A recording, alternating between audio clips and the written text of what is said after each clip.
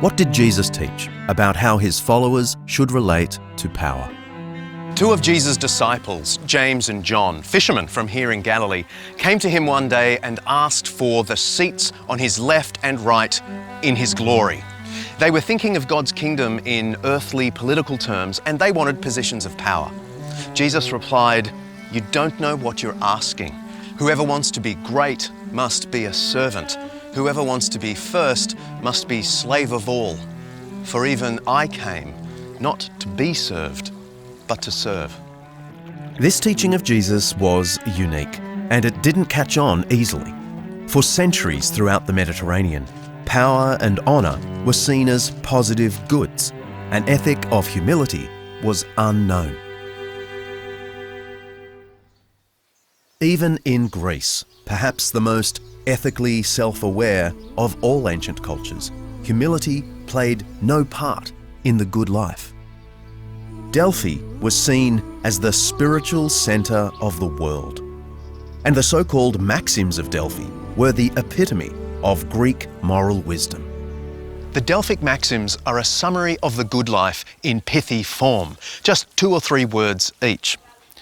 Know yourself. Actually, these words were inscribed on the temple behind me. Help your friends. Nothing to excess. Stop yourself killing. That's good advice.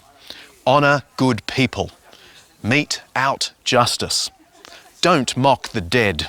And don't let your reputation go. And on it goes for 147 lines. What's especially interesting is what's missing from the maxims. 147 pieces of moral advice, and not even a hint of the ethic of humility we're so used to today. In today's world, we value someone who has humility. We don't like arrogance. In the ancient world, that was not the case. Our word, humiliation, is how they would have heard back then the word humility. Perhaps the most rigorous moral thinker from ancient Greece was the philosopher Aristotle, who taught here in Athens. He had a lot to say about moral courage and the quest for human justice, but he never advocated humility.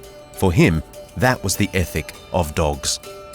People are calm towards those who humble themselves before them, for by doing so, they seem to admit to being inferiors. Anger ceases towards those who humble themselves, as is evident in the case of dogs, who do not bite those sitting down. The word humility in both the ancient Greek and Latin meant low, as in low to the ground. It had an entirely negative connotation. In a world that loved reputation and honour above pretty much anything else, humility just didn't make sense. Humility in Greek and Roman ethics would be a degrading thing. To put yourself down to a level that you were not born to, or that your standing in life did not require you to be in, was disgraceful and debasing. There was no virtue in it at all. So what happened? How did the West come to despise honour-seeking and prize humility?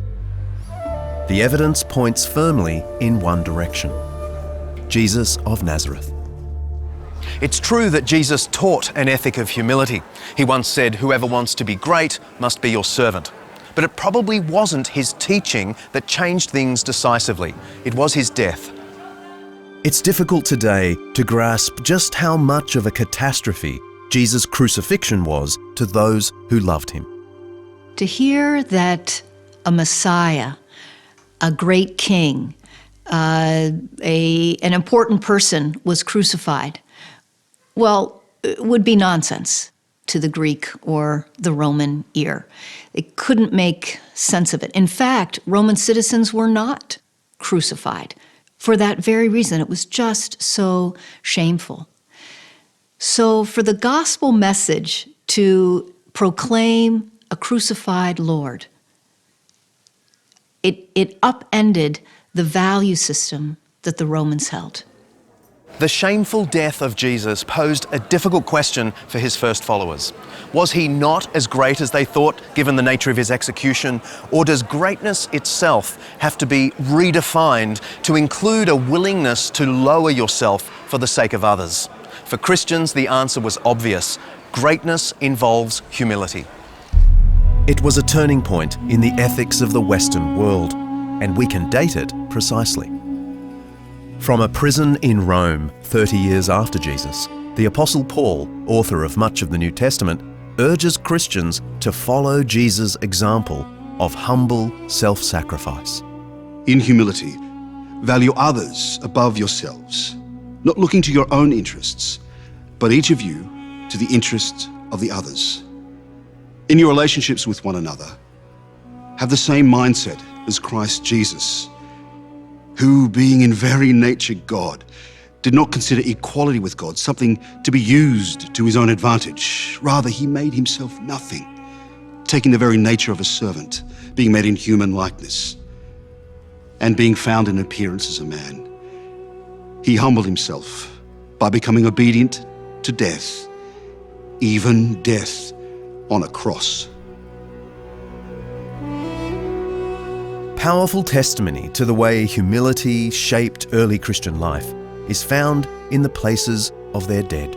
In ancient societies, the divisions between the classes really mattered. It was a sign of good order. The great deserved public honour, and the lowly not so much. And this order was to be preserved not just in life, but in death.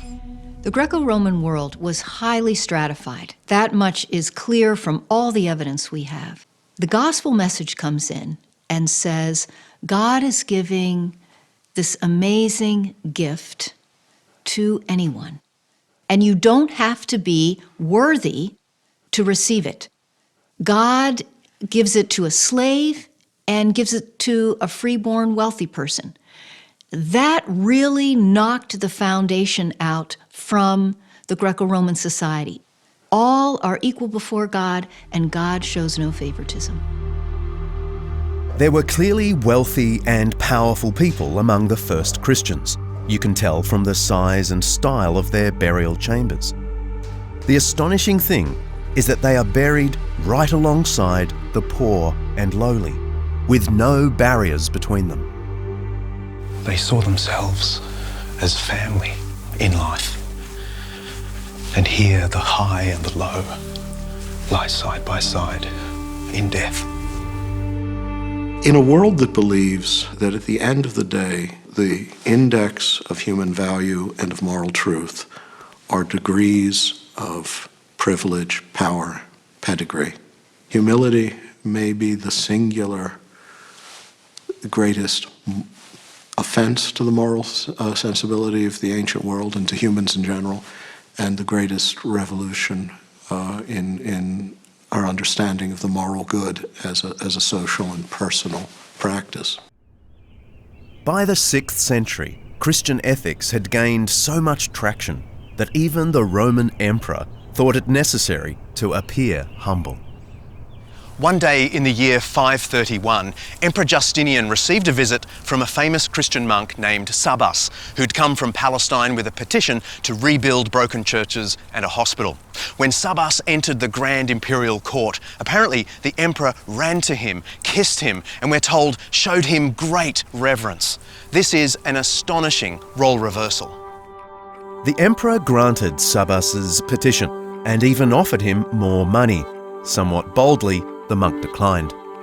Was this just a humble show on the part of Emperor Justinian, a way of appearing virtuous to an increasingly Christian population?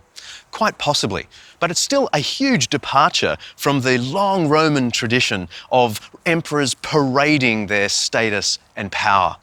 500 years after Christ, everyone, even the emperor, felt the need to be humble. The humility revolution was complete. Jesus, who was worshipped as God, had assumed the place of greatest shame, a Roman cross. The low point became the high point for his followers and the culture.